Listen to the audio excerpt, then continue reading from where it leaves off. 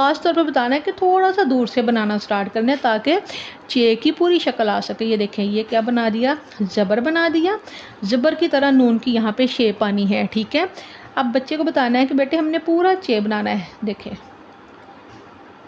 5, अगर हम यहाँ से शुरू करते हुए उसने उसके अंदर घुस जाना था। अब आगे क्या है 6, 6 नहीं लिखना, हमने लिखना है 6।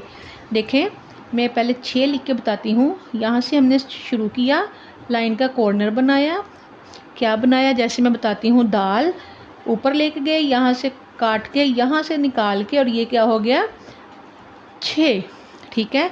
ये जो ये लिखते हैं ना 6, ये 6 नहीं लिखना, ठीक है। ये देखें ये क्या है, ये है 6 और हमने क्या लिखना है 6। अब आगे देखिए क्या है, ये ख़ास तौर पे ये गलती जो है ये ठीक करवानी है बच्चों की।